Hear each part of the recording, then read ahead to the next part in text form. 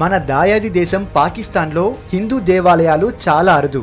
అలాంటి అరుదైన దేవాలయాల్లో చారిత్రక విశిష్టత కలిగిన దేవాలయం కటాసరాజ ఆలయం. పాకిస్తాన్లోని పంజాబ్ రాష్ట్రానికి చెందిన ఈ ఆలయం చెక్వాల్ జిల్లాలోని కటాస్ గ్రామంలో ఉంది. ఇది ఒక శివాలయం.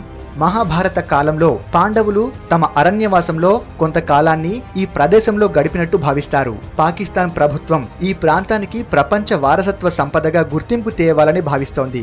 3 దశల్లో దీని పునరుద్ధరణకు కొంతకాలం క్రితం 20 మిలియన్లు కేటాయించాలని కూడా ప్రతిపాదించింది. అయితే ఈ ఆలయానికి ఎంతో చారిత్రక ప్రాశస్త్యం ఉంది.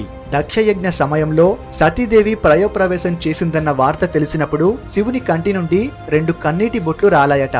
అవి భూమి మీద పడ్డప్పుడు ఒకటి ఇక్కడి కటాస క్షేత్రంలోని అమృత్కుండు తీర్థంగాను, రెండవది భారతదేశం రాజస్థాన్ రాష్ట్రంలోని అజ్మీర్లోని పుష్కరరాజు తీర్థంగాను మారాయి. మహాభారత అరణ్య పర్వంలో పాండవులు అరణ్యవాసంలో ఉన్నప్పుడు ఒక బ్రాహ్మణుడు పాండవుల వద్దకు వచ్చి తాను అగ్నిని మధించే ఆరణిని ఒక చెట్టు కొమ్మలో దాచానని, అప్పుడే వచ్చిన ఒక దుప్పి ఆ కొమ్మను రాసుకుని పోవడంతో ఆరణి దాని కొమ్ముల్లో చిక్కుకుని పోయిందని దాన్ని తెచ్చివ్వాల్సిందిగా కోరగా ధర్మరాజు 4 తమ్ములతో కలిసి లేడిని పట్టుకోవడానికి బయలుదేరారట.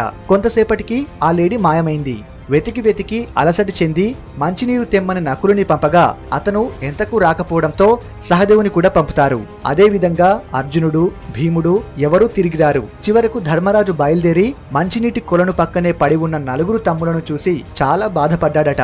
అంతలో అదృశ్యవాణి ఇలా పలికింది, ధర్మనందన, నేను యక్షుడను. ఈ సరస్సు నా ఆధీనంలో ఉంది. నేనడిగే ప్రశ్నలకు సమాధానం చెప్పక నీ తమ్ములు అహంభావంతో దాహం తీర్చుకోబోయినందునే ఈ గతి పట్టిందని, నీవైనా నా ప్రశ్నలకు సమాధానం చెప్పి నీ దాహం తీర్చుకో అన్నాడు యక్షుడు. దానికి సరే అన్నాడు ధర్మరాజు. అయితే యక్షుడు ధర్మరాజు అడిగిన ప్రశ్నలనే యక్ష ప్రశ్నలుగా హిందువులు చెప్పుకుంటుంటారు.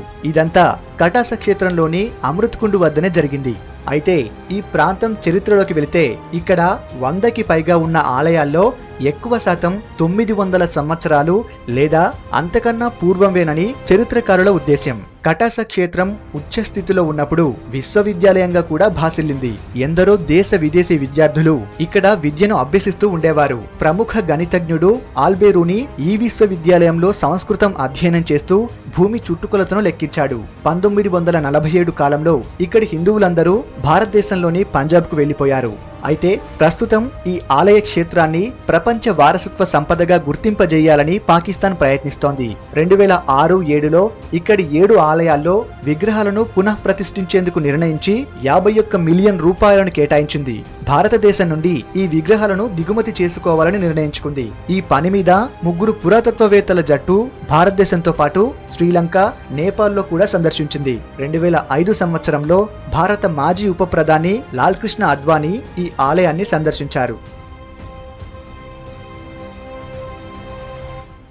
ఈ వీడియో మీకు నచ్చితే లైక్ చేసి షేర్ చేయండి. మీ అభిప్రాయాన్ని కింద కామెంట్ రూపంలో తెలియజేయండి. ఇంకా మంచి వీడియోస్ కోసం మా అన్నోన్ ఫ్యాక్ట్స్ తెలుగు ఛానల్ ని సబ్స్క్రైబ్ చేయండి. అలాగే అందం, ఆరోగ్యం గురించి మరిన్ని విషయాల కోసం మా మరొక channel health facts Telugu channel ని సబ్స్క్రైబ్ చేయండి.